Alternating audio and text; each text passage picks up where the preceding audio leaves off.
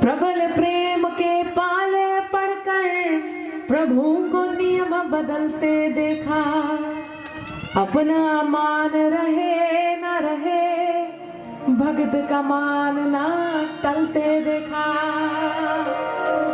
और वो जो सुदामा छुपा रहे हैं पोटली, श्री भगवान खींच खींच के खा रहे, देख क्या लाया है, देख क्या लाया है। महाराज ये प्रेम ये स्नेह देखकर सारे के सारे हैरान, होश फाकता, होश उड़े सबके। अरे ऐसा स्नेह ऐसा प्रेम हमने तो कभी नहीं देखा। सारी रानी पटरानी इकट्ठी हो गई, अरे ठाकुर पांव धो रहे हैं किसी के,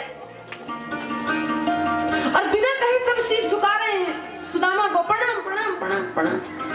पता नहीं कौन आ गया है, किस वेश में।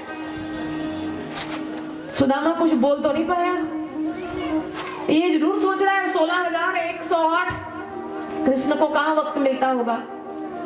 वो थोड़ी देख रहा है कि हर एक पटरानी के संग एक कृष्ण है, वो नहीं जानता योगेश्वर कृष्ण, उसको तो अपना कन्हुआ याद है। और भगवान श्री कृष्ण की सारी पत्नियां खड़ी देख रही हैं, अरे कैसा प्रेम है ये, अरे कैसी भक्ति है ये।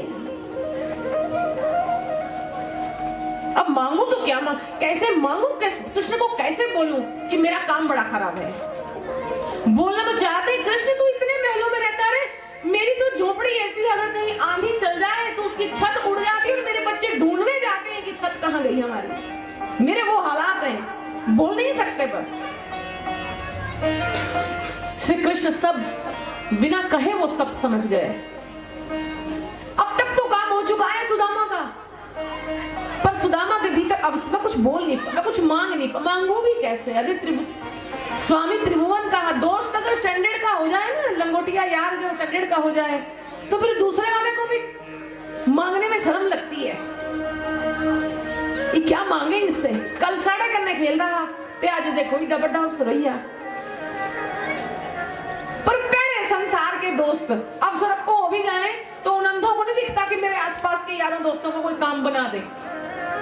ऐसे दोस्त क्या जो खुद तो अवसर हो जाए, ते जो लंगोटिए पुराने दोस्त जिनके संग गोटियां खेली होती हैं उनको ऐसे ही छोड़ दें। माफ करना, अगर श्री भगवान ने आपको रुतबा दिया है, आप किसी ऊंची पदवी पर हैं और आपका कोई दोस्त कोई मित्र आपकी मदद चाहता है, तो कृपया बिना कहे उस मदद को दे दीजिए। कम से कम श्री कृष्ण कथा से ये तो सीख कर जाइए।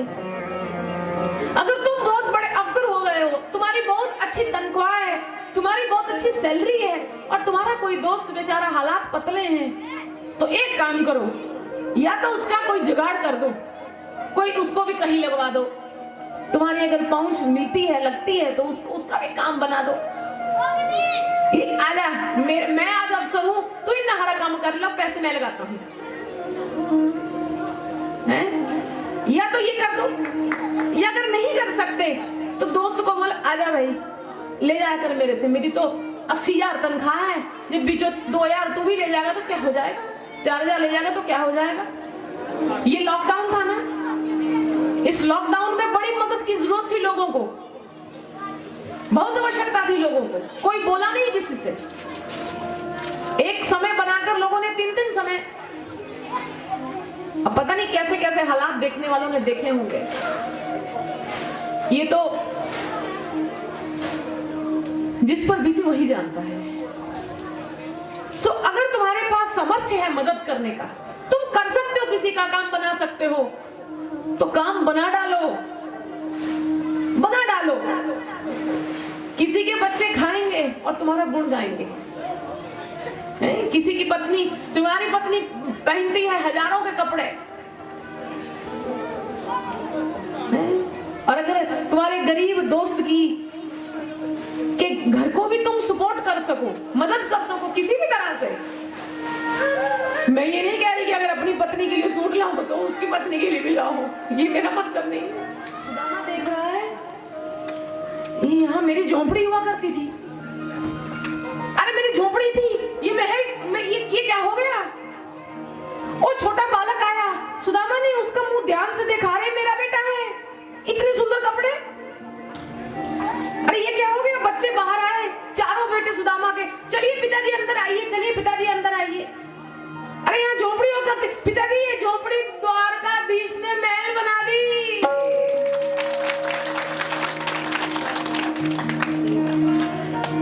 निर्धन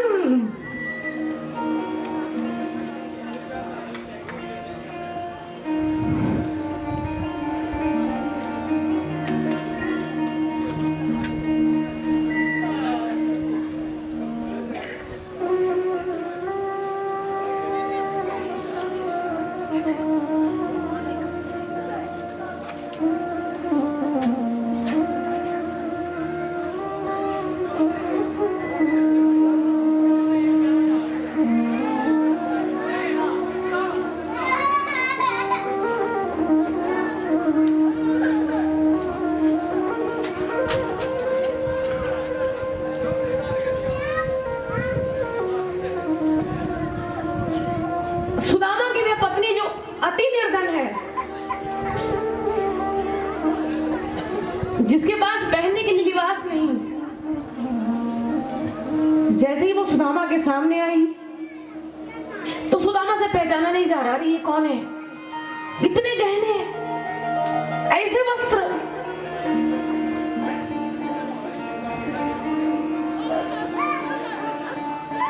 और सुदामा पूछ रहा, अरे ये सब कैसे हुआ, कब हुआ? सुदामा की पत्नी बोलते थे, झूठ बोलते, आपको मालूम नहीं क्या? आपसे पहले ही तो द्वारकाधीश आकर गए हैं, वो ये सब कुछ करके गए हैं। और सुदामा अब विचार में आ रहे, वो तो मैं उनके संग था, मेरे संग थे, ये कैसे हो गया?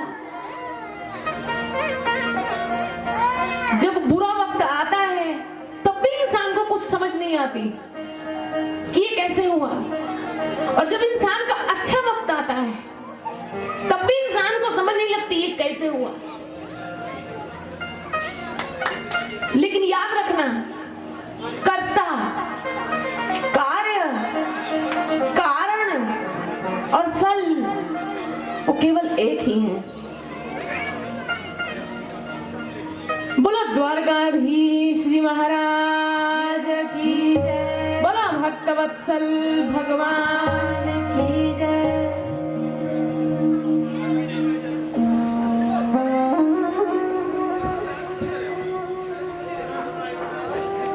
आज के समय में बहुत काम है भगवान को ना। बहुत सी झोपड़ियां हैं जिनकी छतें उड़ जाती होंगी, बहुत से निर्धन हैं जिनको बड़ी आवश्यकता है। इसलिए कभी भी कोई त्योहार, कभी भी कोई शुभ अवसर आपके घरों में हो तो अपने से कमजोर का जरूर साथ देना। मैं तो यूं कहूंगी, श्रीमद् भागवत कथा सुनने वाला हर इंसान, मेरा ऐसा अनुभव है, गरीबी श्रीबी मुकियंदी हुंदी, ये तो मैं आपको एक विश्वास दे ही दूं कि जो श्री कृष्ण के प्रेमी है, गरीबी श्रीबी नहीं रोंदी हुंदी, मुकियंदी हो, चुकियंदी गरीबी। और एक और काम करना, हर एक परिवार जिसके घर में 2 टाइम का खाना बनता है, एक परिवार, एक कमजोर परिवार का साथ दो। एक परिवार, एक कमजोर परिवार, एक परिवार, एक कमजोर, एक अच्छा खाने वाला, एक कमजोर खाने वाला, एक अच्छा खाने वाला, एक कमजोर खाने वाला। अगर हम सभी ऐसा कर लें तो आप बताओ समाज में गरीबी निर्धनता कहाँ रहेगी? रहेगी ही नहीं। लेकिन अपना सिस्टम ये है कि भरपेट खाएंगे, बाकी अलमारियों में गलता रहेगा, सड़ता रहेगा, देना नहीं उसे। जोड़ी लो, जोड़ी लो, जोड़ी लो। इसी जोड़ने से सत्यानाश होता है। संग्रह सबसे बड़ा पाप है। इसलिए जिसको श्री भगवान किसी को अगर दे रहा है तो एक समृद्ध परिवार, एक कमजोर परिवार का साथ दे।